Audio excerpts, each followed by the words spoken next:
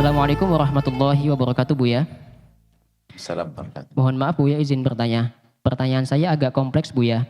Jika seorang istri sudah melakukan sholat dan selalu mendoakan suaminya, akan tetapi terkadang ada rasa ganjil atau kesal kepada sang suami karena suatu hal, apakah doa istri tersebut bisa terhalang oleh rasa keluh kesahnya kepada suami? Mohon penjelasannya, Buya. Syukron. Wassalamualaikum warahmatullahi wabarakatuh.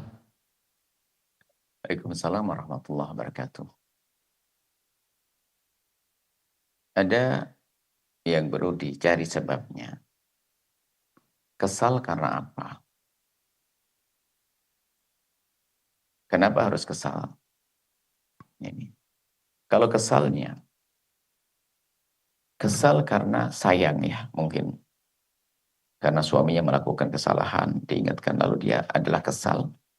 Tapi jangan menjadi perilaku yang tidak baik lalu merendahkan.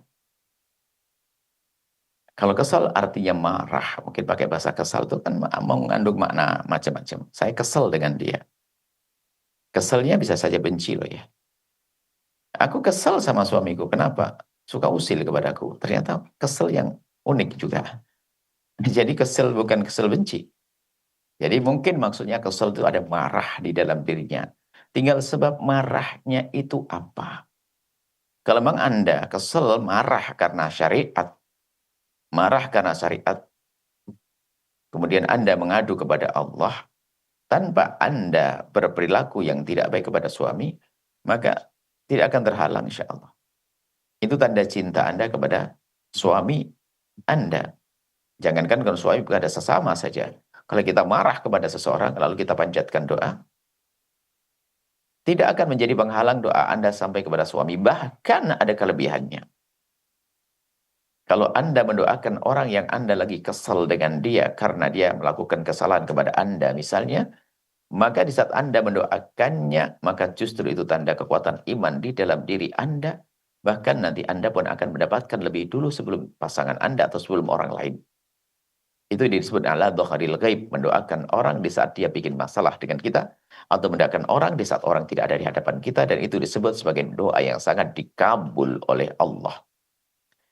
Adapun, maka tinggal Anda tata akhlak Anda. Kalau Anda melihat suami tidak benar melakukan kesalahan, tetap cara yang baik, cara lembut, cara indah, tingkatkan senyum Anda, tingkatkan pengabdian Anda, pelayanan Anda. Dan memang kami menghimbau kepada siapapun, jangan membuat perubahan dengan sesuatu yang tidak indah. Jangan sampai yang berubah hanya zahirnya saja, tapi batinnya belum. Dan hati tidak pernah bisa diambil dengan kekerasan dan dengan cemberut atau yang lain sebagainya. Maka tetap Anda dengan cara yang baik kepada suami, perilaku yang lembut kepada suami, atau sebaliknya, kalau Anda suami menemukan istri, tetap perlakukan dengan cara yang baik, kalaupun harus nasihati dengan cara yang baik. Kemudian panjatan doa itu tanda ketulusan Anda di dalam merindukan dia dalam kebaikan adalah panjatan doa. Sebab yang mengajak orang dalam kebaikan tidak pakai doa, bisa jadi dia ingin menampakkan kesombongannya bahwa dia lebih bagus. Akan tapi panjatan doa itu justru ketulusan Anda. Insya Allah, dengan doa Anda akan dikabul. Adapun kalau mungkin Anda, ini sepertinya Anda bukan kesel kepada orang, jangan kan kesel pada Allah. Kok aku doa lama-lama nggak dikabul? Mungkin Anda pengen ngomong gitu, cuman Anda masih sopan santun. Anda ingin nyalahkan suami, padahal Anda telah menyalahkan Allah misalnya. Kok dia dikabul-kabul saya doa? Oh tidak. Kalau Anda sudah berikan doa kepada Allah, Anda panjatkan doa kepada Allah, asalkan terpenuhi syarat-syarat doa, bahwasanya Anda merindu, Anda berharap betul. Dan Anda sudah sertakan sebab-sebab dikabul doa dengan berselawat, dengan melakukan sholat atau sedekah atau yang lain sebagainya. Lalu Anda berdoa, maka yakinlah kalau Anda wa idza ta'autumullah, jika engkau berdoa kepada Allah, ud'ullaha, mohonlah kepada Allah, wa antum muqinuna bil ijabati, dan engkau yakin akan dikabul doa-doa Anda oleh Allah. Agar terbangun husnudzon yang benar, yang baik kepada Allah. Dan ketahuilah bahwa pengkabulan doa itu tidak serta-merta seperti yang engkau inginkan. Sebab ada 3 macam pengkabulan doa. Yang pertama, Allah mengkabul doa seperti yang engkau inginkan. Sehingga Anda doa minta merah, dikasih merah. Tapi ada doa ternyata dikabul, tapi tidak sesuai seperti yang Anda inginkan. Tapi Allah beri yang lebih bagus. Dan yang lebih bagus ini kadang kita sadari dan tidak kita sadari. Tidak sadari atau Anda doa, ya Allah, saya ingin cepat sampai ke sana. Ternyata doa Anda tidak kita kabul. Bannya bocor. Subhanallah. Bannya bocor. Setelah ban bocor, tahu setengah jam kemudian tak tanya. Di tempat yang Anda tuju banjir. Loh.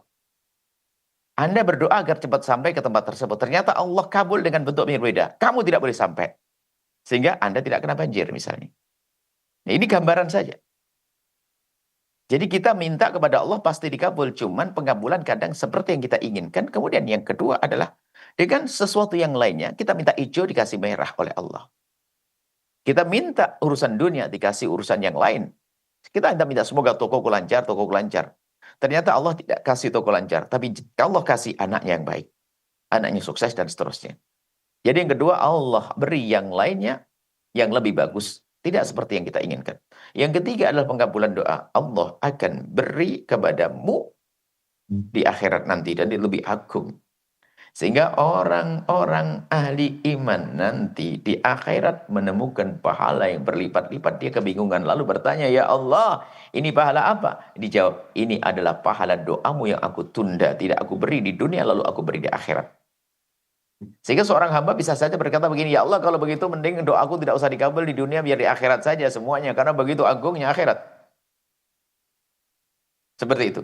Jadi Anda berdoa insya Allah yang tulus, tetap berlaku dengan suami yang baik, insya Allah doa Anda dikabul. Dan ingat pengabulan doa ada 3 model yang kami sebutkan tadi. Insya Allah Anda istri yang baik, insya Allah solehah. Tapi tolong akhlak dengan suami tetap harus dihadirkan. Sama akhlak pada istri harus dihadirkan. Biarpun mengingatkan tidak boleh dengan merendahkan. Ingatkan pasanganmu dengan cara yang indah dan lembut. Itulah akhlak Nabi SAW. Wallahu a'lam bishawab. Sahabat Al-Bahjah TV, setelah menyaksikan video ini, jangan lupa bersolawat kepada baginda Nabi Muhammad.